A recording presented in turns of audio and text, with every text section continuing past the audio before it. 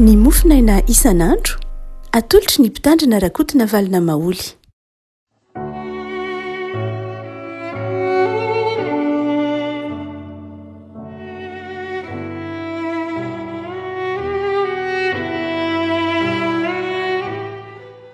Falemirahaba antsika revako tratra ity alarobia fa efatry ny volana febroary ity ny mofinaina izay voalahatra antsika dia ny filazan-tsaramasina araka ny marika toko voalohany andiny voalohany ka hatramin'ny fahavalo fakitsika amin'ny anaran'i Jesosy. Ny androan'ny filazan-tsaran'i Jesosy Kristy zanak'Andriamanitra araka izay voasoratra ao amin'ny Isaiam-paminany hoe indro izaho maniraka ny irako ialohanao izay amboatra ny lalanao. Injany misy feony miantso mafy any anefitra hoe amboary ny lalan'i Jehovah, ataovy mahitsy ny lalan-kalehany. Dia niseho Jaona izay nanao batisa tany anefitra ka nitoro ny batisa ny fipepahana ao famelan-keloka. Dia nandeha nanatona azy ny tany Jodia rehetra sy ny mponina rehetra tany Jerosalema ka natao batisa tao amin'ny Jordana reny rehefa naiky ny fahotana. Ary Jaona nitafy lamba volon-drameva ary fehikibodotra no tamin'ny valahany. Ary ny vihinany dia valala sy tantely remby. Ary nitoro izy ka nanana hoe avy ao aoriako ilay mahery noho izaho, ka tsy miendrika iondrika many fehikapana azaho. Izaho efa nanao batisa anareo tamin'ny rano, fa izy kosa hanao batisa anareo amin'ny fanahy masina. Ray masonao, manamasinana amin'ny fahamarinana ny teninao ny fahamarinana. Amen. Raha mamaky ilay andininy vitsivitsy izay fiantombohan'ny filazantsara araky ny marika isika andininy voalohany ka hatramin'ny fahavalo, dia mahita fa mibosesika dia mibosesika ny vaovao tiany marika ampitaina. Tsara aloha ny marika tebem-piandohana fa ny filazantsara dia tsy any marika fa an Jesosy ny filazantsara. Ary tsara koa ny manamarika fa na dia amin'ny baiboly mahazatra antsika dika teny taloha aza dia ny voalohany teny ny filazantsara nosoratan'ny marika, na hoe ny filazantsara nosoratan'ny Matio, fa fantatsika rehetra fa tsy marika akory irery akory nanoratra ny filazantsara io, na Matio irery akory nanoratra ny filazantsara ny Matio, fa olona maromaro farafahakeliny nisy olona nanitsy nanamboatra azy. Izany dia tsy dia raha amin'ny teny grika izay nanoratana azy, tsy tsara dika ny teny malagasy eto, fa ny tena izy raha dika raha miainga amin'ny teny nanoratana ny filazantsara tsika dia araka ny tokony ho izy, izany hoe filazantsara araka ny marika selon ny teny frantsay, na filazantsara araka ny Jaona, na filazantsara araka ny Matio kata Mataiona, izany hoe filazantsara araka ny Matio, na eto moa izany dia kata Markona, izany hoe araka any marika. Izany hoe rehefa mamaky filazantsara izany isika, mpino dia ny tokony ho izy, tokony ho voahitsinao avy hatrany ny hoe filazantsara araka ny Matio na filazantsara araka ny marika. Ka amin'ity andiny eto-badarantsika ity, andiny voalohany ka hatramin'ny fahavalo amin'ny filazantsara araka ny marika, toko voalohany dia tsika hoe misy vaovao be dia be azy tia ny marika aseho, misy vaovao be dia be izay tia ny marika aseho ho takatritsika. Ny voalohany indrindra dia asehony marika ny mahazanak'Andriamanitra an Jesosy. Asehony marika ny mahazanak'Andriamanitra an Jesosy, asehony marika ny atsipiriany mahazanak'Andriamanitra an Jesosy amin'ny tohiny rehetra amin'ny tantarany moa. Marika dia tsy ny tantarany hoe ny fahaterahany mahagaga an Jesosy ho tantaran'i Matio sy Lioka ny hoe teraka tao an-tranon'omby, nisy magy, nisy mpiandry sy ny sisa rehetra, fa marika dia milaza tsotra fotsiny izao ny mahazanak'Andriamanitra an Jesosy aty amin'ny andininy voalohany. Ary any amin'ny andininy amin'ny toko farany koa marika dia mbola manao ny teny ihany hoe zanak'Andriamanitra Jesosy. Izany hoe vao manomboka ny filazantsara dia asehony marika fa zanak'Andriamanitra Jesosy, ary mifarana amin'ny filazantsara araky ny marika dia mbola asehony marika fa zanak'Andriamanitra Jesosy. Izay no anankiray fototry ny filazantsara araky ny marika dia milaza ny mahazanak'Andriamanitra an Jesosy. Ary ny vaovao lehibe izay asehony marika fa io zanak'Andriamanitra io, na i Jesosy zanak'Andriamanitra, dia nisy beloha lalana. Nisy ny beloha lalana. Eto marika zany dia mampiseho ny fitohizan'ny tantara.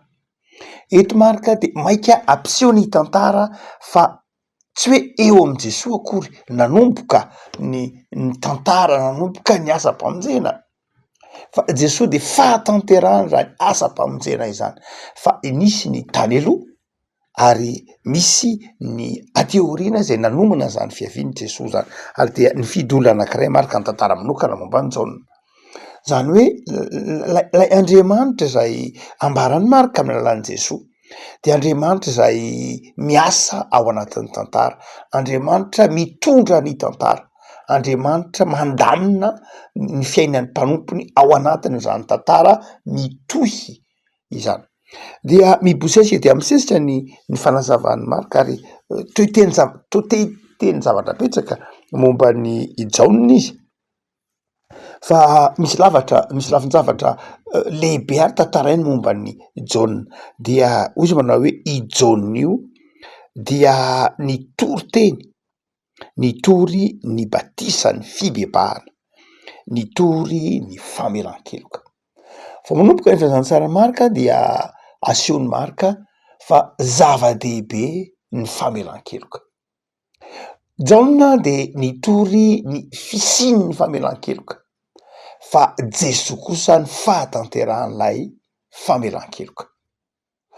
Raha ohatra ka mampitaha kely tsika amin'ny Matio na i Lioka de asehony Matio sy Lioka lay fanetretenan'i Jesosy, asehony Lioka lay Jesosy teraka tao an-tranon'omby, fa eto kosa de i Jaona no asehoan'ny marika ho tao anaty fanetretena, lay valala sy tantely remby, lay fehikibotsy teny amy tenany, lay volon-drameva notafiny. Jaona mpanao batisa no asehon'ny Lioka, asehon'ny marika eto ho toy ny aina le fanetretena. Ary dia nefa io fanetretenan'ny Jaona mpanao batisa io dia mbola hoy Jaona manao hoe tsy iza tsy akory fa tsy mendrika amany fehikapany akory aza. Eto marika de te ampitodika ny mpino na ny fiangonana amin' Jaona mpanao batisa. Eritreritra fa ny fiangonana tahaka ny Jaona mpanao batisa, ny fiangonana de zao, ny fiangonana mitory ny fibebahana, ny fiangonana mitory ny famelan-keloka, de fiangonana mitafy fanetretena, izay mitory an' Jesosy, izay mitory ny famelan-keloka de mitafy ny fanetretena, mitafy izay fanetretena amy lafiny feno mihitsy, amy lafiny ara-tsaina io, amy lafiny ara-panahy io, amy lafiny manontolo ama olona ny olombelona. Mibosesika dia misesika eo tsika teo ny vaovaon'ny marika zay tiany ho takatritsika. Ny zavatra manaraka zay teneny marika eto momba ny Jesosy, momba ny Jaona izay feno fanetretena, momba ny Jaona zay toy ny fiangonana zay manetry tena, fiangonana zay tsy mieritreritra zay ho an'ny tenany, fa fiangonana zay mieritreritra zay ahavovonjy ny hafa, fiangonana zay mitory ny famelan-keloka, fiangonana zay mitory ny fitiavan'Andriamanitra, zay io nasehoan'ny Jaona mpanao batisa eto. Ary amin'ny teny ny vitsivitsy ity ary lafiny zavatra farany izay mibosesika tiany marika ho takatritsika de ny amin'ny batisan'ny rano sy ny batisan'ny fanahy masina. Marika eto de amy tantaran'ny Jaona zany, de i Jaona de nanao antsoavo marika fa izy de nanao batisan'ny rano, fa Jesosy kosa no anao batisa amin'ny fanahy masina. Batisan'ny rano de io lay tononony mahazatra hoe batisan'ny fibebahana, io lay batisa lay tenenina mandrakariva hoe purification, lay fanadiovana zay tahaka ny fomba jiosy. Fa lay batisan'ny fanahy masina kosa io lay fiainam-baovao, io le fahasoavana. Marika zany eto de maneho amy tantaran'ny Jaona fa Jaona de nanao batisa tahaky ny fomba jiosy ihany, tahaky ny fomba jiosy zay efa fanaon'ny jiosy, ary ny fomba jiosy de averimberina mihitsy ary ho batisa io, tsy hoe ndray mandeha maka akory izy io, fa very azo atao ny manao batisa teny amy Jordany indroa intelo, tsy hoe zava-baovao zany, fa ny batisa ny fanahy masina kosa ndray maka ihany. de Jaona zany ety manao taridalana ny amin'ny fahasoavana ao am' Jesosy. Raha ohatra ka mamerina mamaky zany ity andininy ity tsika andininy voalohany ka hatramin'ny fahavalo dia toe-panahy na toe-tsaina telo lehibe no tiany Jaona na tiany Marika ho takatritsika raha miresaka momba ny Jaona Paoly Batisa izy. Voalohany indrindra de izao: Jesosy dia tena zanak'Andriamanitra ary zay mandray azy de mandray famelan-keloka. Jesosy de zanak'Andriamanitra ka izay mandray azy de mandray famelan-keloka. Famelan-keloka zay nampangetaeta fatratra ny olona hatramin'ny andron'ny Jaona. Famelan-keloka zay nampangetaeta ny olona teo anivon'ny fiarahamonina hatramin'ny andron'ny ry Paoly teoriana tamin'ny andron'ny testamenta taloha manontolo. De asehon'ny Marika raha mamaky ny filazantsara tsika eto dia zanak'Andriamanitra Jesosy ary ao am' Jesosy no azahoan'ny olona izany famelan-keloka izany. Miavako zava-dehibe ara ny tsy anadinotsika ny famelan-keloka omen'Andriamanitra atsika ao am' Jesosy.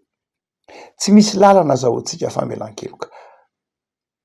Mazava ny tenin'ny Soatra Masina, mazava ny tenin'ny Salamo, mazava ny tenin'ny Davida, mazava ny tenin'ireo mpaminany fa tsy ny fomba-pivavahana akory sanatria zava-dehibe ny fomba-pivavahana, manify ny saina, mitaiza ny maha olombelona, mitaiza ny fitadidiantsika, mitaiza ny fahamasina ho antsika fahamasinana. Fa ny zava-dehibe de izao, tsy ireny akory no mitondra ny famelan-keloka fa fitaovana ihany reny. Fa ny famelan-keloka de raisitsika amin'ny alalan'i Jesosy. Raha fa natotra ho dorana ny salamo ny sitraka ao de nataoko ihany zany, fa tsy fa natotra ho dorana ny sitrak'Andriamanitra fa ny fibebahana. Ary zay mampita atsika amin'ny lafindravatra faharoa etony hoe zava-dehibe ny toe-tsaina toe-panahy de zao ny fibebahana. Ny famelan-keloka dia mifamatotra amin'ny fibebahana. Ny famelan-keloka de ateraky ny fibebahana. Na ny fibebahana na ny famelan-keloka nefa de fahasoavana. Ary zay ny fahatelo.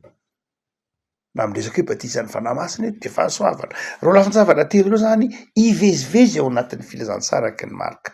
Rehefa mino an' Jesosy tsika dia handray famelan-keloka. Rehefa mino an' Jesosy tsika dia mitodika ho amin'ny fibebahana. Mino an' Jesosy tsika dia mandray ny fahasoavana. Miavako am'ty tontolo andro efatra volana febroary ity anie de tontolo andro atsapanao ny tenin'ny Martin Luther hoe ny mpanompon'Andriamanitra dia mibebaka isan'andro, ary ny mpanompon'Andriamanitra dia amarinina isan'andro, ary ny mpanompon'Andriamanitra dia ambany fahasoavana isan'andro. Mivavaka sika. Tompo am'soranao zay ny amin'ny Soatra Masina izay mampaherenay ny fiandohan'ny filazantsaranao nampitondraina ny Marika dia misaotra Tompo fa mitoranay ahatsiaro fa ny fibebahana dia asan'ny fanahinao masina. Ny fibebahana zay mitondra anay ho amin'ny famelan-keloka. Ny fibebahana zay fahasoavana.